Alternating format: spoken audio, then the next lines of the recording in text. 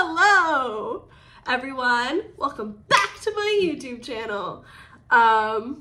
Here with another banger video. Thank you so much for watching. Seriously, thank you so much for clicking on this. Even if you're just here to make fun of me, welcome. Let's laugh at me together. But yeah, hello. It's been 4 years since I last posted on YouTube. I honestly privated a lot of the videos I made 4 years ago during my little YouTube phase. But I'm back, and I'm back for the very simple reason that I've always wanted to be back. I've always wanted to be making YouTube videos since YouTube came into existence, and I learned that I could talk to myself on my phone, on my camera, and people might listen. That to me has always been fun, and even if people don't listen, I just feel really comfortable talking to a camera. I don't know if it's because I'm a triple Leo, I don't know what the fuck it is, but me and a camera since I was a child, we've been like this, you know, we've been locked in. But I've been too embarrassed to get back on YouTube. I'm not doing this to become a YouTuber. I'm not doing this to become famous. I have a very simple reason of why I'm coming back, and it's just because, like, I know that I've always wanted to give this a go, and I feel like now that I'm 25, I have more, like, idea of confidence about who I am, what I've been through, and I just think I have some actual important things to share. And, you know, this is really a childhood dream of mine, you know, and I want to try it again. I also want to try it again because I had a lot of death in my life last year, and it reminded me that if I die, when I die, I want to make sure that I did everything that I could have done. And I can't do a lot, definitely can't do a lot with, you know, the cards I've been dealt in life, but one thing I can do is turn on my phone and make a YouTube video. That's something I have the ability to do. Okay, so 25 things that I've learned in 25 years of life. Number 1, red is my hair color. I'm supposed to have red hair. I don't know how long I'm gonna have red hair. Right now, it's like, we're a few washes deep, we're a few washes in, so it's not as vibrant, but I just love having red hair. I dyed my hair red like a year ago, and I was just like, this is it. This is me. I was supposed to be a red-haired bitch. So that's number 1. Number 2, what I have to say is important. I went through a phase in high school, and I think just being a woman, of really feeling like no one really cared about what I had to say. Like, I don't know why I felt that way, but I did. And so one big thing I've learned in 25 years, really more the past like 3 years, is that what I have to say is important. Which also kind of ties into making this YouTube video. I think what I have to say is important enough to put out there. Number 3, I have OCD. But I didn't find out until 24. More like, I think maybe 5 months ago, very recently. I'm a fresh OCDer. What's up, guys? Anyone out there? Yeah, I found out I have OCD, which is crazy. It's really not if I look back at my life, but I've always felt like I had something. Like, I wasn't sure if it was like autism or fucking, you know, just like ADHD like every girl has. I know you have ADHD. But no, turns out I have OCD. And it actually impacts a lot about me, a lot about my character. It's been crazy. So anyway, that's number 3. Number 4, I'm funny. Now, I feel like it's ironic to say I'm funny when I'm making content that isn't actually funny. Like, I'm not making this first video back as a funny video. I'm making this as like a sincere, like, life update. But I'll have you know, I am funny, okay? I had 2 men in my life, so you know it's true because it came from a man's mouth, say that they don't remember me being funny, which goes back into reason number 2, what I have to say is important. I used to just like not really say what I was thinking, but now I've become more comfortable, more confident, whatever. I'm more comfortable making jokes, and I feel more confident that I'm funny. And if I didn't get laid off, I would have started doing stand-up, and I might still. Comment down below, should I do stand-up? I think I'm funny, and many people have told me that, like everyone's saying it. Number 6, I'm resilient. That's something that I don't really like that I have to be. I wish that life was kinder to me, but it's not. So I've had to learn to be resilient and to keep going. Just keep going, you know? Number 7, I learned that I'm kind of a bitch, but it's okay. I was in my whole life, I was really worried about being nice. I really wanted to like everyone to like me. Actually, that's not true. I didn't really care about people liking me, but I wanted to be perceived as a nice person. But people have been kind of an asshole to me for a while. I feel like people kind of took advantage early on in my life of me being nice and sweet, and I don't want to do that anymore. Number 8. Grief changes a person. Again, all of these things I can make a whole YouTube video about, but I just wanted to throw them all out there in case I don't make another YouTube video for like 4 years. I want just to get everything out there. So yeah, grief changes a person. I don't want to cry, so I'm not going to. I'm really good at that. Not a good thing, actually. My therapist has said I don't cry enough. Yeah, I lost 2 people last year. 3, really. I lost 3 people, but 2 that I was super close with. And it changed me overall. I feel, unfortunately, like I walk around now with like knives in my feet. It's just painful. It's just painful to be living when someone else you loved is not, and it's not fair. And you know, people like to say that everything has a reason, but it really doesn't. So once you kind of realize that life is unpredictable and, you know, people can leave whenever, it just really changes you as a person. So lighter mood, number 9. Getting a bunch of tattoos will make a bunch of strangers confess they want to get a tattoo but can't commit even though you never asked. Yeah, that has been a big one. Anyone with tattoos will probably relate. I have a whole sleeve. I actually need to get this little X section, but basically I have a whole sleeve. I got whatever. I don't need to like show you, but I have like 20 something tattoos. I don't know. And ever since I got my sleeve, people will come up to me all the fucking time, and I didn't ask. And they'll just be like, oh my god, I was thinking about getting a tattoo, but like I can't commit, or like I can't decide. And it's like they want you to convince them in the moment, and it's so annoying because like I don't care. Like I genuinely don't care. Like get a tattoo or don't. I am not the tattoo god who can make you decide to get a tattoo or not. I just think I didn't know this before I got a tattoo, so I just want to tell people, like, if you have a bunch of tattoos, or I'm sorry, if you're thinking about getting a bunch of tattoos, there's a good chance that people will randomly start coming up to you and like asking you like, oh, like, you know, how could you pick your tattoo? Like, it's just like, either you'll get a tattoo or you won't. Like, I'm sorry, I just think that's how it is. Like, either get it or don't, bitch. Like, stop wasting my time, you know? I don't care. That might sound harsh, but I've had it so many times, where people come up to me and say that, and I'm like, I don't know what I'm supposed to do here. I want to be like, let's go to the tattoo shop right now. You want to commit? Like, I'm not here just to have a conversation that's pointless and not going to get us anywhere. Number 10, this one's pretty basic, but the simple joy of making my bed, or your bed, should never be skipped. I was a dirty, sounds nasty. I was a dirty girl, okay? And I did not make my bed or clean or anything.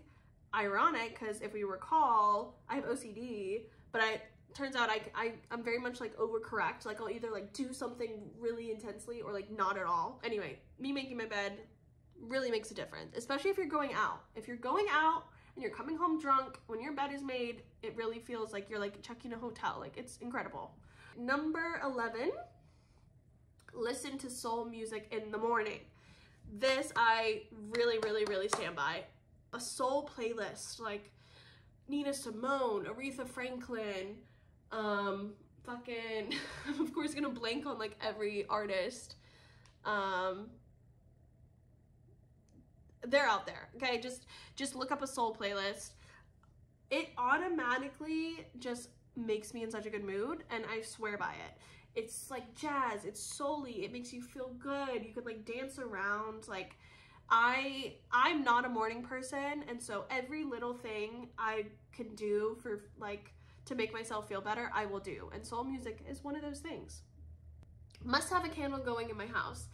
This is very true. I think candles are so important to a home, and they just smell so nice. Like, why would you not have a candle lit? I don't know. Like, to me, it's crucial.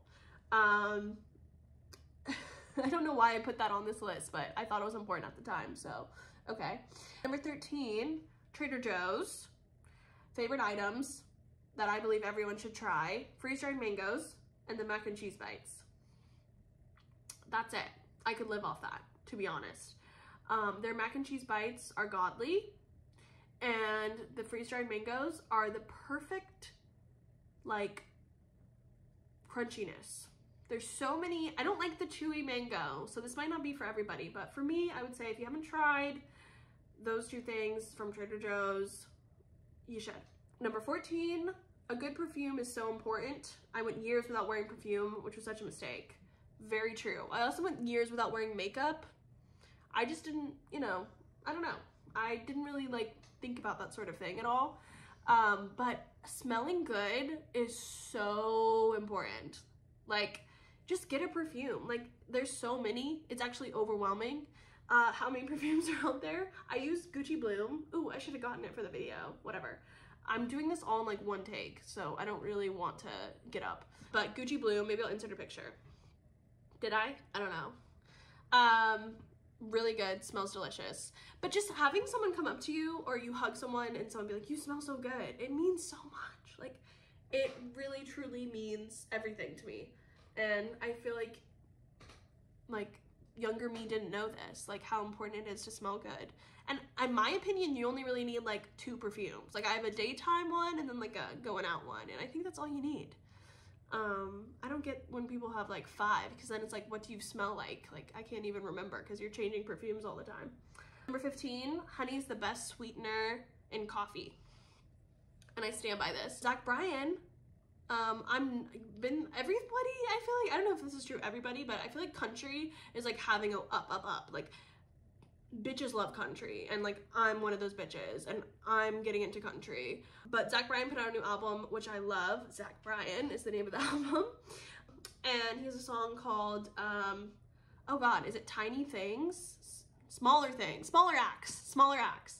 The like first line is like, she likes honey in her coffee, and men that use their back, I think. But when I heard that, I was like, oh my god, Zach, like, you're literally talking about me. Like, I love coffee, I love honey in my coffee, Zach. Like, what?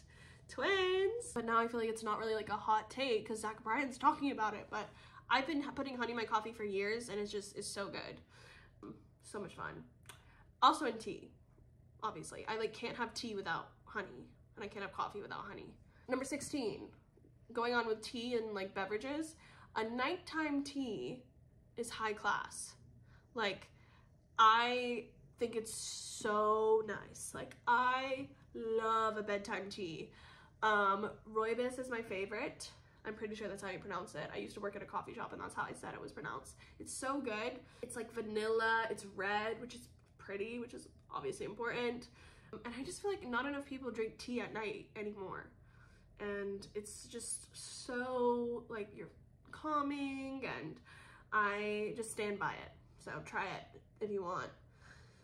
You don't even need, I feel like some people forget with tea, you can literally microwave hot water. I mean, you can microwave water in the microwave in a cup, and you just put a tea bag in it, you know? Like, it doesn't have to be crazy.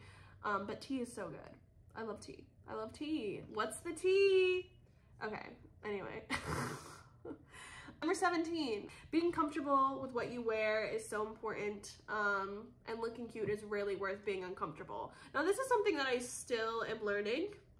I have it in here somewhere, something that ties into this, but I really feel like it's not worth it to be uncomfortable going out. Like, I feel like a lot of the reasons why I sacrificed comfort was to like want male validation, which I do not care about anymore at all. Maybe it's just a getting older thing, but I just feel like, just next time you're going out, if you go out, maybe try and dress comfortably and just see. Like, I feel like it just changes overall, like the whole vibe for me. Like, I am just way more comfortable, like, out. I am not like nervous or anxious, or I sit down and, you know, my pants are, you know, it's just like, I'm just like, and I still fuck up, but I just really think that this whole idea that a lot of other people on social media talk about, of like, you know, sacrifice for fashion or whatever, I'm just like, just don't. Like, what if we just did it? What if we just were comfortable and wore things that like made us feel good, instead of like, you know, made us have sex appeal, which like doesn't really matter at all. Number 18, social media can be whatever you want it to be. This could also be a whole other YouTube video, which I've said many times, but I really do believe that your social media presence is entirely up to you. And a lot of people have the stereotype of social media of like, you know, posting selfies or posting high quality photos or posting vacation pics or whatever. And I've gotten in debates with many people, many people, because a lot of my friends are the hipster, too cool for Instagram type. And I just want to say, like, you can post anything you want. The only reason, which I always give in, is if you don't care about taking pictures. If you're not taking pictures, if that has no interest of you, I agree. Don't be on social media, because it's for pictures. But if you enjoy taking pictures, post them. Like, I don't understand this idea that so many people have that your social media presence has to be a certain way, when it's literally not. Like, it's your account. Literally. I can't do that voice that people do. Literally. Okay, anyway, but it's totally up to you, and you can post whatever you want. Like, I feel like people forget that. Just remember, it's your account, your finger on the post button. No one's making you post anything unless you have shitty friends or something. But basically, you can post whatever you want, okay? Have fun with it. Like, I'm so over people who like don't have fun with social media anymore. Like, stop taking it so seriously. I don't know. Anyway, okay, say what you want instead of making people guess or assume they'll know. This is number 19. I think this is another kind of maybe overall woman thing, but I feel like a lot of my life, I just wanted people to guess what I wanted and it didn't work out and they wouldn't do it. And I'd be like, what the fuck? Like, how did you not read my mind? So this is something I'm still learning, but I think it's just so important. Obviously, like, everything on this list is so important, I think. Just tell them. You'll feel so much better. And it won't be, you know, miscommunications and all that can happen when that sort of stuff. But if you're clear and you say, I want this. I want you to show up this way. I want you to act like this, blah, blah, blah. You know, and then obviously it's up to the other person if they want to show up that way, if they want to do whatever, but at least you know you asked. Getting a puppy in college is not a good idea. I stand by this. I got Sage my junior year of college. I got him with my ex-boyfriend. He was supposed to be my ex's dog, but he wasn't able to take care of him, so I took him on. But it wasn't planned. I was in school full-time, working all around. I just wasn't prepared. And I love Sage with my whole heart, but I wouldn't do it again. I wouldn't recommend it. If you want a pet, get a cat. Complimenting someone once a day will create more compliments in return. Now, I'm not sure if this is science. I don't know if this has been studied by science, but it's been studied by me. I made an effort a couple years ago because I was like, damn, like if I want to compliment somebody, I'm going to just start complimenting them. Like, if I want to, I will.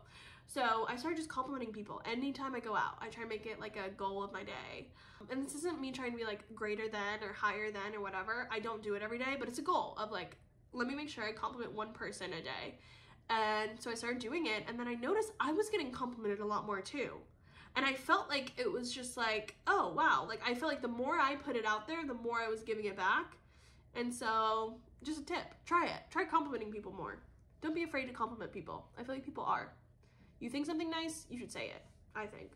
Number 22, living in fear of gaining weight is a huge waste of time and not worth it. Again, this is what I thought my first video was gonna be about, but I decided not to because I just had too many things. As you can tell, as I'm recording for so long. But yeah, I've gained weight and it's something that I was so terrified of my whole life. So scared. Fat phobia off the chart. I thought if I gained weight, basically my world would end. Like, I thought it was the worst thing in the world. And then I gained weight and I was kind of like, oh, like, no one really gives a fuck. Like, I gave a fuck. Oh, yeah. I had to read. I had to do some reading. I had to do some major therapy work. I'm still working on it. I'm still struggling. But overall, which is what I thought would really matter, is how people, again, were perceiving me. And overall, it's been fine. My tits have gotten bigger. Hey, I've always had big tits, but they've gotten bigger. And just in general, it's just nice not to have to, I was so obsessed with it. I was so obsessed with it. It consumed so much of my life that now it's like been a huge weight off my shoulders, if that makes sense. Of like, okay, like I've gained weight and I'm still alive and like the world is still spinning and the sun is still in the sky, and like really like relax. You know what I mean? Let me know if you want me to talk about that more, because I can. Number 23. Okay, we're almost done. Okay, so I order a Coke and whiskey most of the time when I go to the bar, which I know is like a really like, you know, fake ID girly thing to do, but I just love it. And so if you order a Coke and whiskey at a bar, I highly recommend getting lime juice in it instead of limes. I used to always ask for multiple limes and not get them because, okay, like I'm being needy, but lime juice is perfect. It like gets rid of the whiskey thing totally. Basically, it feels like I'm just having a Coke. So, Abby tip. Number 24, make an effort to see your friends and loved ones while they're still here. That has been really important to me also. I don't know. I just never really thought friendship was that important. I had like a serious boyfriend in high school. I don't know if that was what it is. I'm not sure, but as I've gotten older, it's become really obvious to me that it's really important that I see people, I see my friends as much as possible. And I have a lot of regrets about the people who I lost and how I didn't see them enough before they died. And I just think it's really important to remember that life is not long and it's short and it's unpredictable, and you really should make an effort to see your friends if you're in a relationship or not. Friendship is so important. Supporting each other is so important. One person in a relationship cannot fulfill what a friendship can. And so I just stand by that. So obviously I have sympathy for people who don't have friends, because I didn't really have close friends for a while. But when you do have them, hold on to them. And last but certainly not least is number 25, most importantly, okay, which is men's wanting you. This goes for anybody. Men's wanting you brings you no value to your life. Okay? Look how close I am to the camera saying that. Okay? I mean that. I mean that with every ounce of my being. I used to think that men wanting me was actually like, like actually mattered. Like it actually like meant something. Sorry if you're a man watching this. You might be cool. I don't know. But my point is like, a man's attractiveness towards you actually doesn't matter. Like men will, you know, they'll fuck anything. You know what I mean? Like they'll be attracted to anything. It doesn't matter at all if they are attracted to you. It doesn't bring you any value, or at least it never brought me any value. Anytime I thought, oh my God, like I can't believe this guy's into me or whatever, nothing would happen. Nothing. I wouldn't feel better. It wouldn't actually, maybe for 1 week I'd be like, oh my God. But overall, didn't matter. Didn't bring me any value to my life. And I just think it's important to remember that a guy liking you really doesn't add anything to your life. If you're still watching this, I Can't believe it. But thank you. Thank you so much. I had a lot to say. But it's been 4 years, and I really don't want to have another 4-year gap, but I also wanted to just get everything out there. And my loose plan, is that I'll pick one of these and make a whole other video about it if you guys want. Hoping that you guys are engaged and interested. And if not, I'll come up with something else. I always have shit to say. One thing about me, I got shit to say. Yeah, thank you so much for watching. I really appreciate it. Bye.